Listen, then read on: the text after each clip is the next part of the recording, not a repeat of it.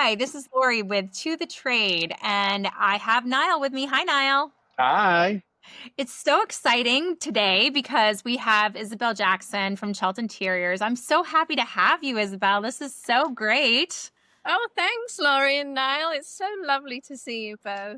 And we know you're a friend of our past guest, Mary Douglas Drysdale, who is such a friend to the show. And I've loved her and admired her for years and years. So I'm so excited that you're here. She's a mentor to so many, and I know she Oh, works for yes. you. It's so exciting. Yes, indeed. She is really a magical, wonderful mentor to me. And I'm so grateful for any opportunity that I continue to help her out. For example, we have an upcoming showroom, the Stark showroom in the DC Washington Design Center, and we're going to be decorating that space on the 11th for the holiday fair. Oh, that's so great. I love Stark, so that's a great Yeah. I know you two will knock that out of the park. Easily. I found this really cool person who's in Richmond, and he did the Montgomery Mall Santa Grotto here, and I met his sister who was on site doing all the schlepping and the Christmas tree decorating, all that. And I said, "Oh, this is so fun, and how wonderful to find a carpenter of this quality, and who is this guy?" And then she connected me, so hopefully Mary will, if anything, if he says he's available, so we'll see if that works out. But we're going to do a big bow, and that's the big difficult part, is to locate this bow. So I've been madly looking online yesterday for this ribbon and bow, and that's the big, wow factor. But I can't wait. Yeah, Christmas is just so fun. It is. And Wow. it's such I have another designer that I chat with, and she really focuses on holiday decorating for her business. And she had told me years ago, and I think it's probably true, that it's such an income generator for a designer. It's kind of a pain to do it if you get into holiday decorating. It can eat up your whole It can eat up your whole month, or 2 months, really, because you're taking it down also afterwards. Yeah. But the plus side of it is that, and it is a lot of physical work, but once everything is out, like all the holiday decorations are out, typically clients, because it feels more bare, it starts getting them thinking about another remodel or another project, because it just feels so stark after you take all the decorations out. I know. And all the, garland. You're like spring cleaning early. Yes. Mm. I need some changes in here, because it feels dissatisfying to have all of that. Now I'm the opposite. I love it the day the decorations go down. I'm like, thank God I can go back to my normal. I mean, I love it when they're up, but I also love it when it feels like it's cleaner and like there's not all this stuff everywhere. I'm not a I gravitate towards all of the different ones. So there'll be something in my home to do with like Lunar New Year, with the reds and the golds, and it's fun for my kids too. And I try to make it on the elegant side rather than the more kiddified. But from there you can go, of course, towards Valentine's Day. But on the way you have then there's St. Patrick's Day. And then you have all the different, holidays in between. Decorate for every holiday. Not fully. It depends. It's sometimes partial, like the mantle, the entryway, or the wreath, or the exterior porch. But a little something for each, feeling. Oh, the one I missed was in January, the white snowy, Mr. Snowman, but elegant, with the whites. Well, that was where I was going. So it's sort of in my brain, there's like, when I'm bringing something down, something else is going to come up, so there's always something to look forward to, and it just sparks joy in everybody that comes in. I wish I was very in that mood. I'm like, this year we're doing a family trip to Vegas, which is not me. Ask anybody. I am like, I hate Vegas. I am not a Vegas person at all. I go for work mostly. I have to go for work a lot, but I don't enjoy it there. But our kids are older, and we thought it'd be fun. They would have fun with the restaurants and the shows and and the little Venice and the little Paris, and it's like traveling in the world in one place. Yes, so we're going there a few days after Christmas. So I'm just thinking, like, why decorate all? But you can see the Cirque du Soleil there. That's amazing. Yeah. The Sphere has a Wizard of Oz that I'm gonna probably go do. And my kids, I've been, and my husband has been for a lot, many times, but the kids have never been. So it'll be kind of fun to take them. They're nice. 21, so they can go live it up. Easy travel buddies. Yeah. I'm assuming we will go to bed and they will hit the clubs. Nice. Oh, wow. Yeah, my oldest is 10, so I'm in the thick of it. I had kids late because I'm 47, but I do think to myself sometimes, roll on 10 years where I can be like that, you know? I was an empty nester for a year, but one of our kids had a breakup and she just moved home. And then the other one is like, I'm getting sick of living out here in the streets, so I want to move home too. So now we're not going to be empty nest. We're going back into the nest. Wow. Reverse empty nest for a minute. They fly. You have to help in the nest. Then they'll fly away, and then they might come back. Yeah. The nest is sort of like, you have to, help their wounds and say, come on, and then off you can go out. Yeah. So you do, obviously, coming from the UK, British influenced design and really bring in luxury. How has that shaped your business, and where did it all start for you? Well, I think it started as a young child. I was practically raised before I was 7 and sent to boarding school, which was very early. But I was raised for a number of years by my nana, I called her, which is my grandmother on my mother's side. And she was an absolutely wonderfully creative force. And I spent so many hours with her. She was living on her own because her then boyfriend had passed away. And so she used to work in Wedgwood, and she used to have so many talents like scrapbooking and dolls housing and you name it, tapestry and stamp collecting. And we would put old photographs of our ancestors, these black and white things, and I'd label them in the photo albums. So there was this wonderfully creative, and with my hands, you can see I lived in Italy. I use my hands a lot. And I'm a busy bee, busy Izzy. And so that really was the first, foray of, I did watch some TV, but in our free time, we would do other things, reading and playing with the doll's house. And like many, of my ilk and my age and so on, we just had a lot of free time, and we would explore different media, painting, drawing. And she used to draw fashion models, and she was really very good at drawing. So that was a first impetus early on. And then as I grew, I saw my mother flipping homes because my father was building an airline, which was really very stressful because he was a pilot for 10 years. And then he was very much wanting more than just sort of the bus driver in the sky type of thing. And so he went and did an MBA, which was a new thing back then in the 80s. And so I was a young child, and we were living right by the campus of this place, this MBA, and I could just see that he bought our home, and he stripped it all the way back to the studs, and he used an airline manual because he had known from the airplane how to strip that down to the basics. So he used that approach to his home. And my mother, my brother, we were all on this building site essentially, and those famous stories, where my brother fell down the wood stairs, the framing, and and he caught him by the Wellington boot, and this kind of thing. So we grew up, really, sort of in the thick of it with that project. And then that was my first sort of like memories, with Nana, and then that going on. And then later on, seeing my mother flip homes, she would then, with the stress of the business, I was sent to boarding school, because their marriage suffered. And she then started with Nana telling her, you really must do something for yourself and use your skills with the home and your creativity, and passed on by me, and I can be there to support. And so she started to build her flipping business, living in the property that she owned, which was very stressful because it's like living in a show home. So I try with my kids not to live that stressfully.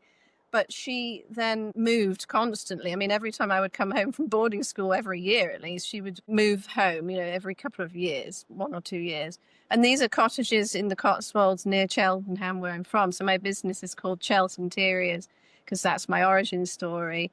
And my name Isy is just Isy, because in boarding school, my friends, we didn't know how to spell it. Isy. And so he is Isy with a Y. That's your name. And so all these things happened to me when I was young, and that sort of got me going in the creative direction from the people I was surrounded by.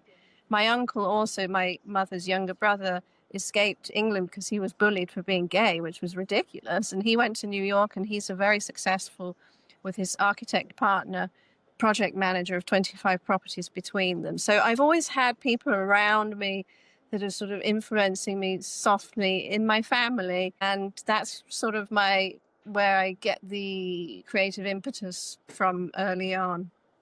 That's very common. We interview a lot of designers, and you would be surprised how many started out with this creative mind from a young age, and how it shaped them, and usually also a loved one that they're either adjacent career or directly in interior design made it so it seemed like it was possible. Because I think a lot of people don't recognize that this is a career that you could be. Just do it. I think that it takes some sort of connection to it to make it seem like it's doable. Yeah. Normally someone is a relative of, say, a carpenter, and in fact, my stepfather, he then came into my life when I was a young, teen, very young teen. And he was a master tiler he had Cotswolds Tiling Solutions. And before that, he worked for Garrard's, which was in the crystal department of Garrard's, was originally the Queen's jewelers. So they did mostly crystal, jewelry, but then they sparked off into the home and did crystal. And so he was learning very early on, and he traveled to the Middle East. And so he also could draw brilliantly, very, very much more architectural style drawings, which was a different thing to seeing Nana's fashion, sketches of skinny women and so on. But it was just this ability to draw, which I really respect still. And I feel that that's, somebody like Mary, who will go with their clients and getting out the vellum and just sketching very loosely. I think that still is so impressive. I mean, I'm always I love that. By it. And so many designers have completely lost that. I mean, I was at an event one time where they did had a perspective drawing teacher, and it was a room full of designers. You should have heard the groans. Yeah. It was like a lot of groaning. This guy, I know, this guy who taught me sketching at GW, because then I moved here years later, 15 years ago. And then that was the moment where I said, I'm going to just do this, because I was already looking at schools in London, and then my husband's from here, which was how I then thought, I'll look up schools in Washington, D.C. And George Washington, I know him. And then, that's where that came from. But the teacher there, he was amazing. He has a book, and he teaches at the University of Maryland, and he's really very skillful. And I just love how they have the techniques of the perspectives and the axonometric and the drawing. It's like he's born with this thing. He's from Puerto Rico, and he just was born with this talent, and then worked on it and worked on it and worked on it. And I just love to see people that can draw. It's just such a talent. Yes, absolutely. Even really great on like digital drawings too, like people who can do it fast, efficiently, render anything. It's that loose parts of it that it's all talent. It's all talent to be able to do that. And I know we just put together a list because we had Sharon Sherman, who is on our board. She does a lot of teaching about regular and interior designers who haven't tackled kitchen and bath design, how to do that. And we had to put together a list of designers who were willing to do drawing for other designers as a means of an extra income. Nice. I was surprised and shocked how many designers were like, give me that list. Oh, that is so cool. Which is great. It's like helping each other, getting designers to help one another. I mean, I'm all about it. So it was really, I noticed in the White House, they had this fashion designer come in, but he had such a good I forget his name. It's something French. There's four names, but he just went to Mrs. Melania and did all these drawings, which I was like, wow. Because like on his social media, it just shows his skinny model sketches. So I just found it so fascinating how she obviously worked with him through the fashion and her dressing and all. But I just found it so interesting how he went to the White House and was able to, of course, do all the trim and all the beautiful, bows and all the Christmas, all through drawing. And I thought, wow, this is an old school guy. How cool is that? I love that. I love that. And it's so true that like connections lead from one place to the other. Speaking of that, like when you do meet a new client for the first time or a new potential client, what are some of the things that you are seeking to learn about them that you can bring your idea of design to them? Like how do you work that in your system? Well, I think I'd like to understand who they are and what they kind of stand for and what they like in their look and in their lifestyle. Because ideally the lifestyle of the sort of more elderly client who doesn't have kids, and that's a lot easier for them to explore things that are just not kidified. I mean, because sometimes you have to, when you're designing with kids, it's just, or dogs, the ideal client, I think, is somebody who is more on the older side, and then they appreciate history, and they have an affinity for antiques or just travel. It doesn't have to be traditional either. It can also be similar to Mary, the fact that she can work with different aesthetics. I think that's super addictive in a way. It's like after I do one flip home, I want to do another one. It's like that whole drug of, oh, well, I've done this aesthetic, I would like to try this. So I have done different aesthetics, and that's appealing. It's more about, well, I don't want to rinse and repeat this kind of thing, but what are you standing for that's unique in your aesthetic or your interests? Or say there's something new, like, oh, golf. I've never done a golf, then I could think, oh, Ralph Lauren golf, and I could go off on a thing. But it has to be them. I have to sit back and listen and get out of them a few nuggets of what they kind of want to achieve. It takes time. You can't rush the judgment of who they are, and you have to get to know them a bit. First consultation is always a little bit like, well, I don't know, but I can think about it and come back to you. Yes. But I would say, even though you work on different styles, you kind of always seem to, in your work, based on your profile, blend a little bit of historic period with contemporary. Wanderlust. Always trying to bring in that history. Is that a part of the UK sensibility, or is that something that you find in your area? How are you blending that? If it's a traditional home, I'm obviously looking at the exterior and then trying to understand a good flow, because the exterior often dictates the interior. There are, in Italy, for example, traditional facades where you have inside a very contemporary apartment, but the high ceilings, or in Paris, these kinds of traditional boxes filled with modern furniture, that works very successfully.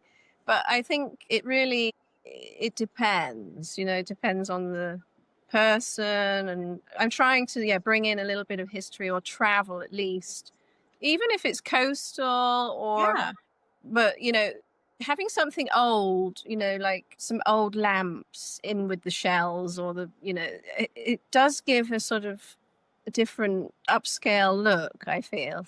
Yeah, I would think so too. We actually get a surprising amount of questions sometimes that come into the community about sourcing antiques. I think all of our listeners are probably pretty interested. Oh, that's one of my passions. How are you out there servicing those types of clients? Are there any special sources? Do you do any trips to? Well, to give my secrets away, I'm okay to do that, because I believe in sharing, and this is a community.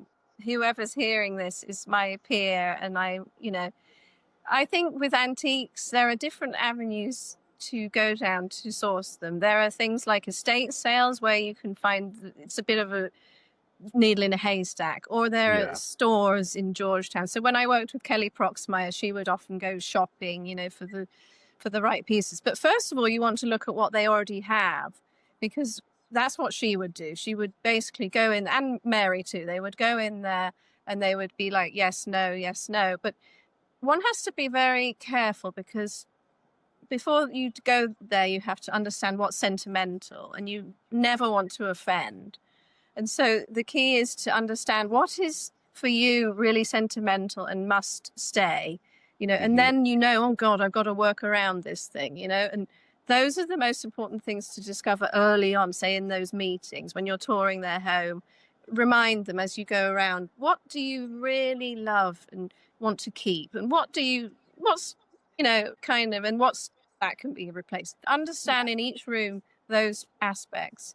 That's the first step. The second step is, of course, then showing them the pieces through images, and you can go shopping on websites, First Dibs, Cherish, all of that. But shopping online is very hard. I do prefer to go looking in an antique store, and then store you have more time to share the photo. But if you're going to do an auction, for example, that's a whole nother animal. And Mary's done super high level auctions, and then I've done more local ones like Sloan and Kenyon's, Weschler's, Quinns. Those are my three here, and that's a fun sort of game. But with that, you want to look at what's coming up. You want to get them to send you the information. You can look up online what all the pieces are, and then you can decide, oh, I love that, I love that, love that. And then you sort of show the client your shopping list, and then you have to understand the bidding process, because and probably have prices agreed upon. It's a bit of on the day. Look, what's your max? I would guess, yeah. So you have to find from the client what would be your max, because you always want to bid half of the low, because there'll be the lowest price and the highest, and you want to do half of that to get a deal, to snag that piece. But more often than not, the starting bid might be that low, and therefore you want to see when it's online bidding, it can get very exciting, because you can get auction fever, and you'd be like, I'm going to go up and up and up and buy the bloody thing at the top of the range, that it's supposed to be. So there's all of these tricks, auctions, estate sales, stores, of course, going to England. I mean, I have a friend that has a store in Georgetown, and she's doing that right now. She's in England getting a whole container to Baltimore, and she offloads it in her store over a few months, and she's doing very well. So there are people still that are just in love with the old world and rummaging around antiques shops, and it's fun. Go to Frederick near here, and it's loaded with antiques. So there's all these sort of sources that one in the know knows who's who, and it really is a community. It's really fun. It is. And I mean, it must be very exciting to, get those bids in and figure out like this piece that would be really, I mean, at that point, it's sort of almost a one of a kind still, because it still exists in the world, and there's just these right pieces, and they add such a sense of place in a home. I love antiques myself, and I'm a big fan. Good. We have a lot in New Hampshire, so we I do know that. And I have, Nile has been on antiques trips in Italy, and there's all how wonderful. It's wonderful to bring that in. Yeah. Do you ever have are the clients asking for it? Are you, because they're working with someone like you, or are you presenting that to them as an option, or do they know when they work with you that antiques will be part of it? I mean, ideally that would be the case, where they would come to me each time, because they know that that's my signature style. But at the moment, my business is relatively young versus some of the other people that you've been talking to. Jenny the other day, she was 25 years into her business. So, I'm 10, but, the last couple of years is when I've actually had a lot of work to show, and I got out there marketing. So it's always like, the prospecting of clients, it's like fishing, you're like, oh, I got a big fish here. Oh, I got a few minnows, but, Yeah. That's the whole, it's part an of up and down, the building creative world. Yeah, absolutely. So, have you ever had to work in anything that you didn't want to work in for clients? I love that you asked that what they yes. about. I mean, sometimes there's these sort of DIYers, and if I have time and I'm not working with Mary, I mean, the Mary book is sort of an ongoing thing, but that's going to be helping her a couple of hours each week. Nothing onerous. But there's all these different projects, of course, marketing myself. I've hired a PR person until the end of February, again, to help me kind of get out there. And I've got a number of podcasts and a couple of TV things going on locally. So that managing all these different projects and the client, I have one client and then I have a new one, which is it's a DIY-ish kind of thing. But I was like, I'll do it in January, February. So I try to just stay busy, but then I would, if it's not good, sort of, then I'll refer it to other designers and so on. Because when I deliver something similar to Mary, I mean, I keep going Mary, but it's about delivering excellence, and what you take on, you're to the word and you're very loyal.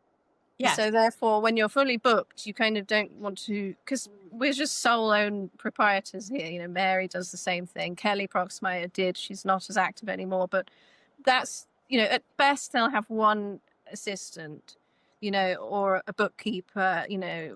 These days you can get that remotely. And then I have a marketing person remotely. I have my drafts person in India. So having all that overhead is really very stressful for somebody like me, who's also a mother of 3 young children and has that work-life balance. So therefore, what I take on, I try and deliver to the max. But, that's sort of my motto, is do something well or don't do it at all. That is really great. And I probably something that every listener should pay attention to. We get a lot of conversation in our community, particularly on Instagram, about red flags and avoiding the wrong type of client that can just totally really tank your business in some ways, because it takes for tiny weeny things or just itty bitty that you can't photograph. The ideal project, of course, is something more cohesive, a few rooms, like I've got one coming up in the early January or something. And thankfully, over time, I've done her laundry room. And for me, it takes time. It's a process. I'm not in there for the quick win. Unless they're super busy and they have a deadline, of course, I will. But so far, most of my relationships have been more of this sort of slow, gradual, come back, which is really pleasant, because then you have this repeat, Yeah. Absolutely. And the referrals. And I mean, it's a small world where I am. I'm not working in multiple cities or whatever. I'm working remotely in that fashion, but the clients generally are local. I'd like to get more over at the beach near where Nile is. Oh, good. Ocean City, Rehoboth, all of that. With time, because I tend to spend my summers over that way. So it would be nice to get a few, even if it was a rental spruce up. I mean, I don't see why not. Just as long as your parents it looks good. Don't your parents? Yeah, makes sense. Yeah. No, my parents are in Baltimore. Oh, okay. Billy's parents are. Billy's. Yeah. Lovely. Yeah. That is really, that's a great area. I drove through there a few years ago. I was going to Virginia, and I drove through there. It's beautiful. It's really busy though. So busy. It's incredible. Yeah, they're in Lewis, which is nice, because it's like it neighbors Rehoboth. So when they go home, they live right on the bay, so it's nice. So it's 2 minutes into Rehoboth, so they can get all of that when they want. But then they're back home in Lewis, Lewis Beach area, which is nice. It's a little quieter, a little more calm down. Yeah. I like quieter. Here, me too. We have Hampton Beach, which is which I used to go to every summer. Yeah. And then, like, a little bit down the road is Rye, and Rye is my favorite. Love it. I'm a chill person. I don't want a million people next to me when I'm at the beach. Yeah. So I find living here in the DMV, it's very frantic with super type A people around me. And I find that the summer is really nice to do the Italian thing, where they sort of, because Italy is such a long boot, there's so much coast that they all gravitate towards the coast, whether it's the Adriatic or the Mediterranean.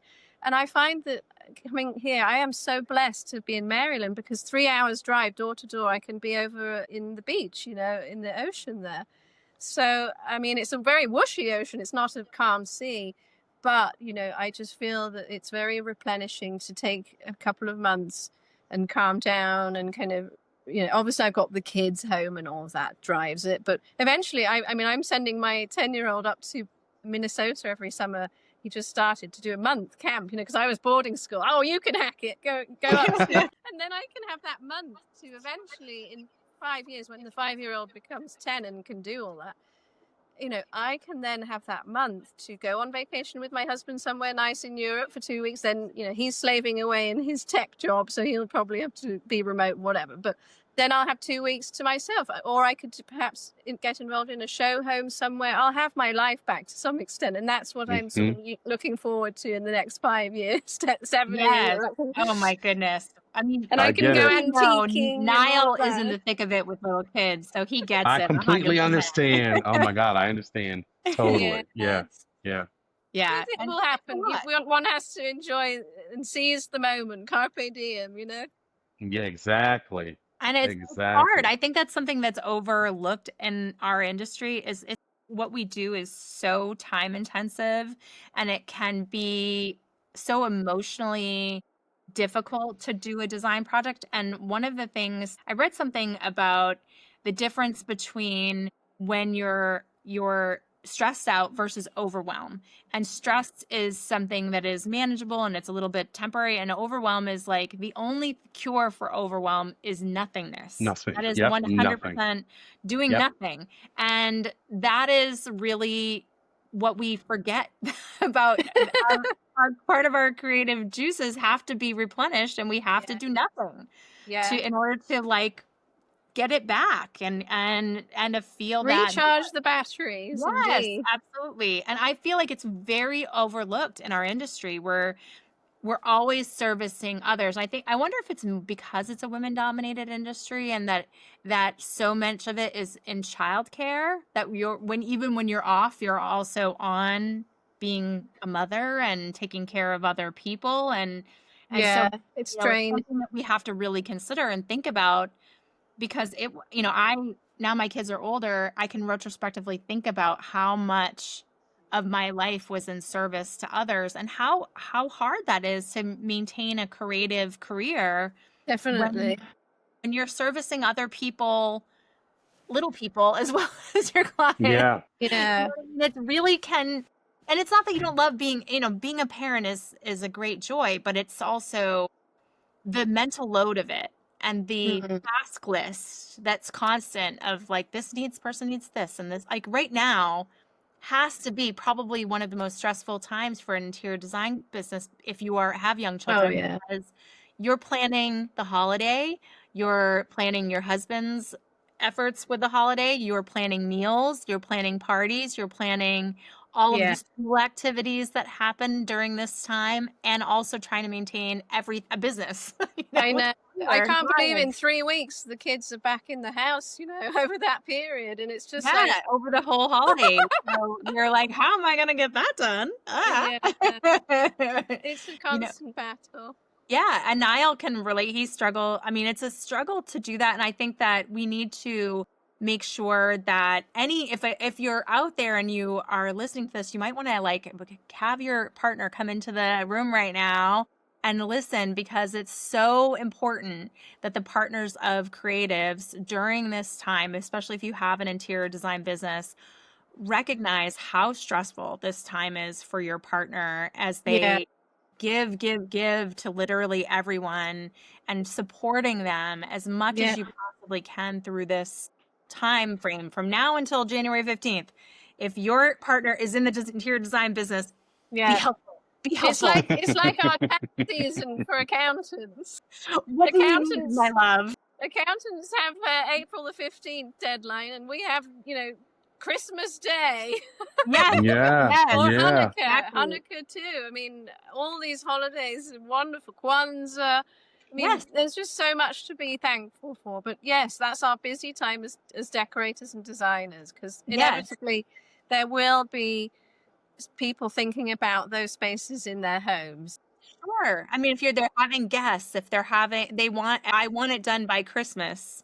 Yeah, because the public spaces in their home are definitely the ones where they're entertaining. Some people don't entertain. And again, in that early getting to know them, you'll understand that what do you want your public and private spaces to look like? Do you want the private to be a sanctuary and the public to be a representation of your best self. So there's that, in the entertainment of your home, which spaces to define those and how do you want those to feel. And certainly that's, all the holidays one thinks, and then one can ask them, which holidays do you celebrate and how do you decorate for them? And so therefore you will have spaces for the tree, and I love that. I love that That's concept, really because let's just smart. say I love that.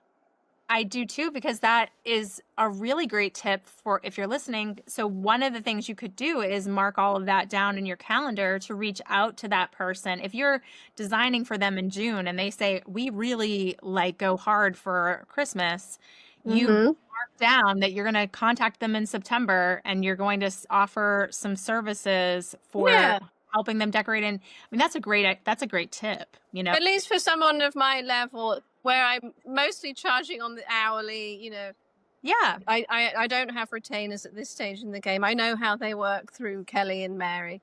But, mine is an hourly and a billable thing, so that mostly I can track that and I can give value frequently. Every week or 2 weeks, they'll be getting the bill and they'll know and keep up with what they're buying, because when you're in sales, which is ultimately what we are, we have to be able to bill and define what the value is that we're bringing. And by doing it hourly and then splitting the margins, that makes it a bit easier to kind of just be like, well, if you want just the decorating, this is my hourly rate, and I estimate these hours, and this is kind of where, and then you will buy all the gear yourself. But here's a list of what I think, having seen your home.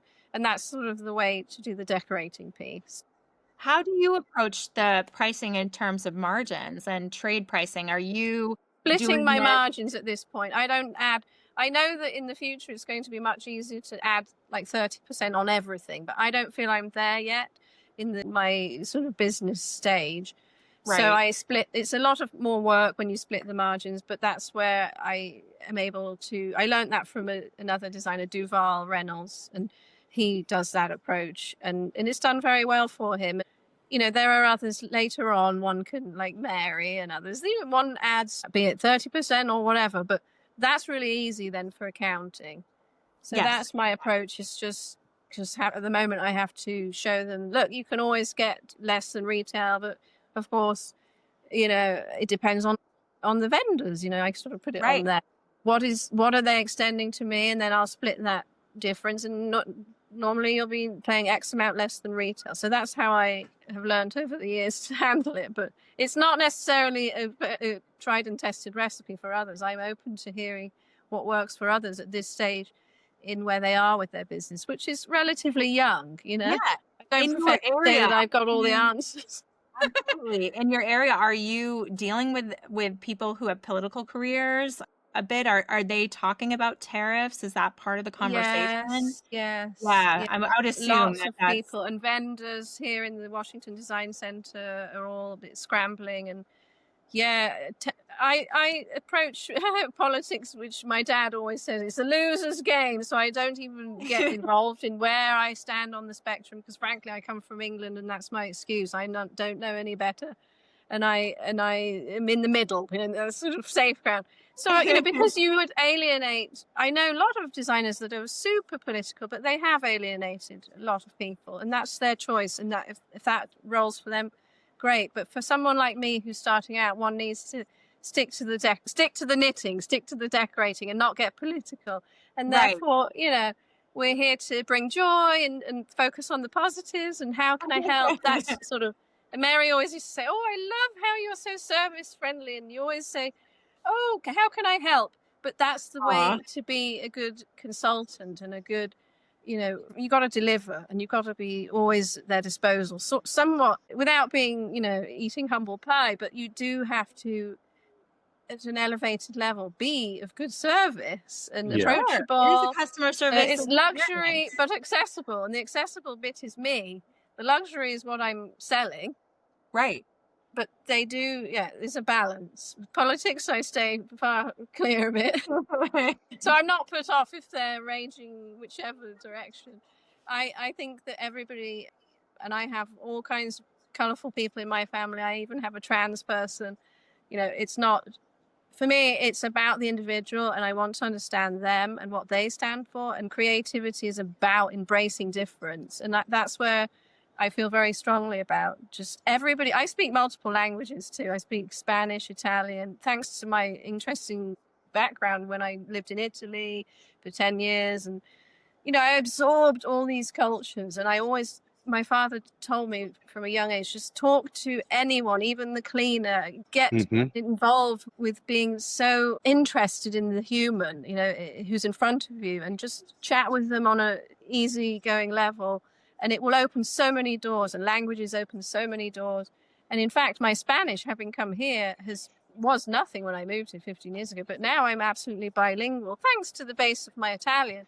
But I do find it difficult when people here in America, they don't necessarily learn languages to the same degree because they don't travel in the same way as we're in London. We can get to Italy in an hour, France. That's true. Yeah. Right.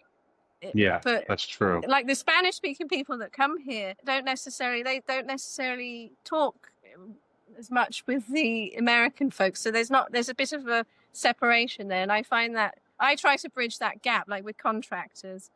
I was going to ask that next. I mean, it's really useful. That is very useful in trade vendors, vendors. Tile from Spain. Yes. Having languages, I highly recommend. Nowadays, of course, we've got AI and these goggles or whatever they are with the translation that are coming down the line, and that will help. But they're slightly robotic. I feel like there's no excuse to learn a language with the Babbel or whatever you're using. Keep pushing yourself to learn languages, reading, which has become a wasteland. Libraries are dying, and it's just terribly sad. The academia is telling us, get off these phones and open a book. There's just so much out there that everything's so fast and crazy, and one needs to sort of wind back to when we were young, where things were books, and simplicity. I love reading. I'm still a reader. I read every day. So yeah, the old world is where I live, and I feel strongly that that's where we need to remember. With all these wonderful tech, there's a balance. Yeah.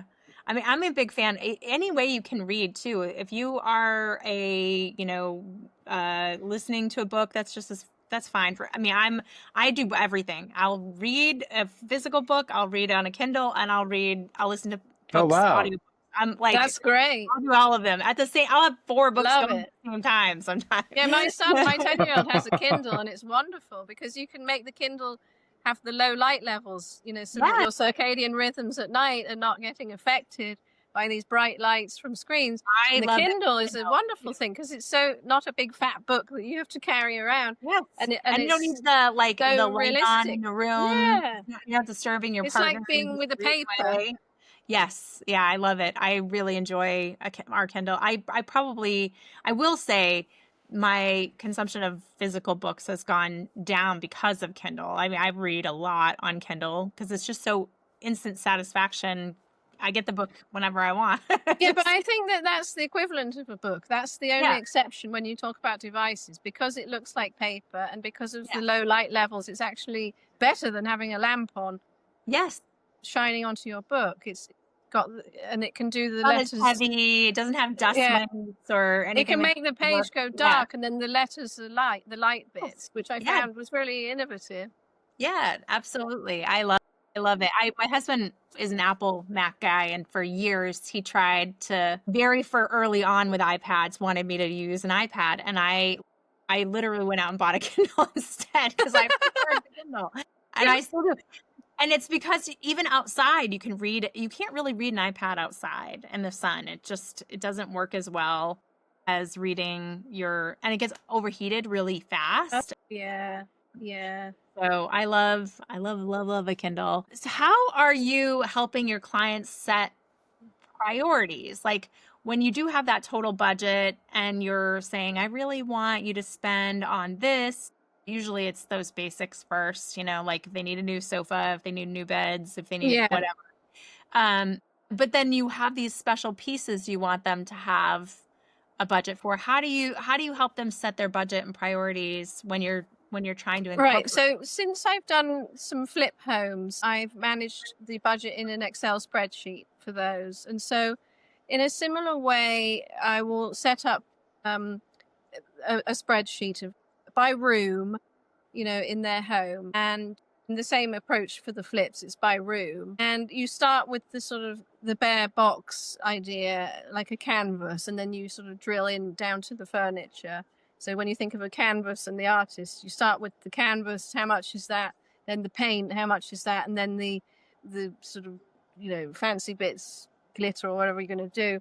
Those are the styling elements. So that's how I would approach the budget, is just break it down into by room. And then over time, that living document we're always using it when we're with the client, because it starts off as a guesstimate, because you have, each item you don't have the quote for. Say it's labor, you've got the labor, and then you've got the piece, the materials, and then the actual pieces if they're freestanding objects. So when it's custom, you get the quote, and then that starts to grow your budget in different ways and pull it. But you basically, with special pieces, you will be allocating, so say a painting, you don't know what it is yet, but you will allocate like a range. And over time, that range will start to become tighter based on things that are shuffling around. So you'll have a budget by room evolving, and it's like a constant living document, which, I worked with this woman who was super financial in Chevy Chase here, and she absolutely wanted this budget, and she was very impressed with it. But I was so glad to produce that and have that, and that was where that kind of came from, that learning of, I always have to have the numbers, because if you can't talk numbers, then you're not very impressive. Yes. It's true. They need that at all levels. Anyone who's it helps intelligent, they're going to need it. I think that is the real factor. And I think it's a missing component of our world, is that it's very difficult for any client to go on any interior designer's website and have any idea of what anything costs. And so, and that's not, I'm not picking on anyone in specific. Yeah. Like our whole industry has that issue. Yeah. So I have an investment guide. Them to know like what things could, so I have an investment guide, which is almost like a brochure, and it has I love that. Broken down by room, and it has ranges, low, medium, and high. Because if you're dealing with, say, Mary's clients, they're going to be in the high range for that sofa, X amount, and then you think about the vendors that would be associated to that high level product.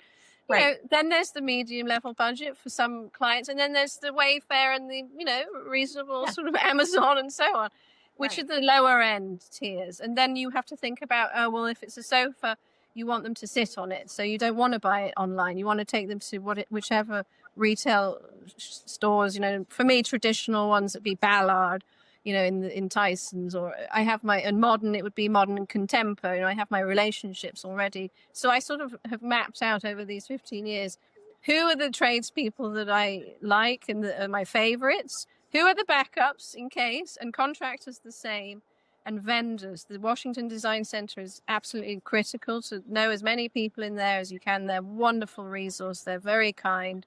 They give you samples, and it's just an amazing resource here, which I can get on the metro for 20 minutes. So for designers that are not near a city that have that as a resource, that's challenging, because they're doing everything by mail, and then it's a little bit hit and miss when you're ordering samples online, which I still do, of course. Many, especially fabric, I'm ordering all kinds of samples and then honing in, and then the rest just get chucked in my library downstairs.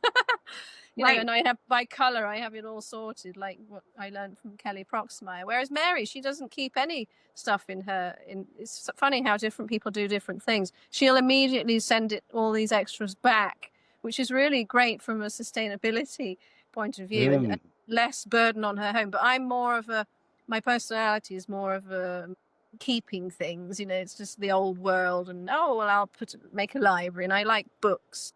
And it's traditionally very English to have dogs and books in your home. And, so I sort of live by that ethos of, I sort of drifted off into a few different tangents here, but. No, I love that. I love that. That's sort of really my role. It's adding a layer that is, that makes a home feel livable. And lived in, you know? I mean, I think that's a real fear for a lot of clients when they think of interior design, they think it's going to be overly produced, not personal, not representing them, and that couldn't be further from truth from any designer I've ever talked to. Like, they all Yeah. want to look like that person lived there Yeah. and, you know, represents them and feels like true home to them. They don't want it to be a magazine cover.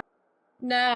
That's the beauty of British interiors, is that you should feel as though you almost just left the room, but not in a bad way where it's messy. But there should be one or two, you know, a little bit of a leather that's slightly worn on your comfortable chair, or a dog there, you know.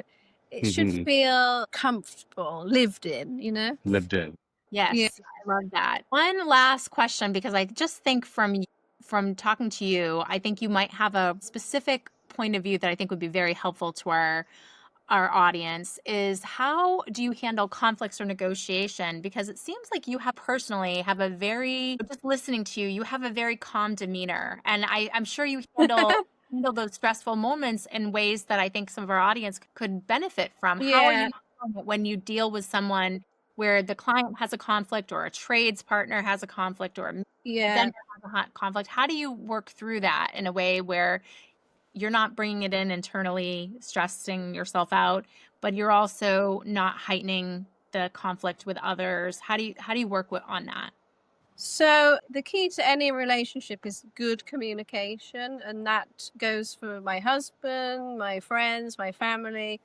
My personality, I'm a Leo, so generally if I'm upset with someone, I will basically get it over with and have it out, and then I never hold a grudge and move on. That's the way I am. But when it's other clients, they have all different personalities, and how they handle difficult or stressful situations, it depends on their personality type. So part of the understanding who they are is understanding that part of them and how they are under pressure. And therefore you can build, I mean, you can even do personality tests on them. There's plenty of those. Yeah, You know? yeah.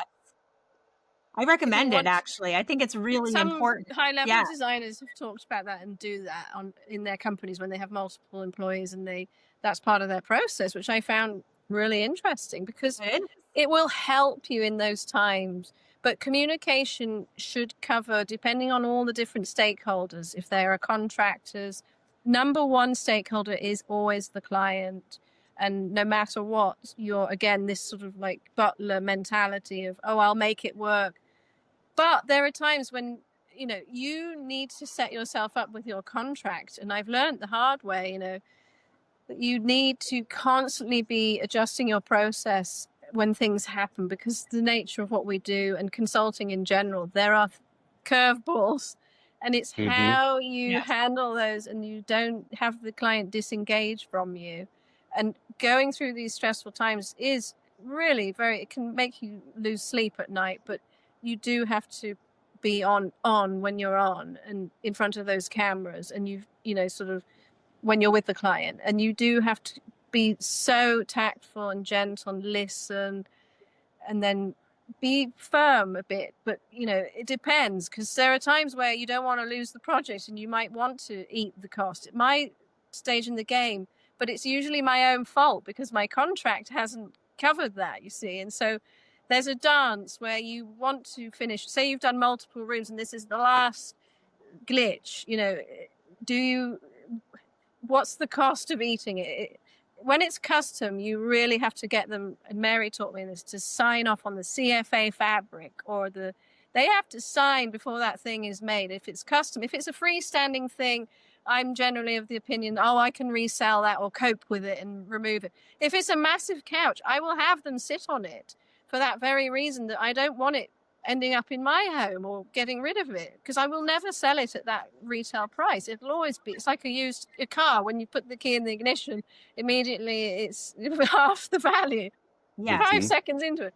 So those are the times where you want to make the call. Is this worth the relationship or not? But at my stage in the game, and because I want to deliver on everything and work through any different and keep this client, then I'll just go the extra mile to talk to all the different parties and do my best to be this sort of I used to work in the UN. That was my first job when I came to Italy after I graduated. And I did witness for 5 years. I was there, witnessing this level of negotiation between, I was writing letters on behalf of the World Food Programme CEO.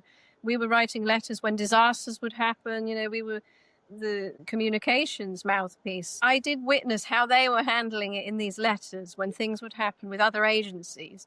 We would have to, and it's teamwork. The same happens here. We're a team of architects, contractors, it's tradespeople, specialists, and if it's this one person, like the tradesperson or the vendor, you have to walk on eggshells and do everything you can to make the client happy, because it's the client that's the ultimate god, Yes. Yes. Well, I could sense that you have that superpower. You really do. And being able to navigate those difficult situations. If you're a consultant in any business, you do have to just try and work through the difficult moments and get it sorted quickly. I agree. Well, thank you so much. This has been wonderful. I'm sure our listeners are really going to be excited and make sure that they follow you everywhere. We're going to make sure that your information is all over our podcast. Thank you so much. Thank you. Thanks, Laurie and Nile. Have a happy holiday. Thank you. Yes. Happy holidays. Yeah. Bye-bye.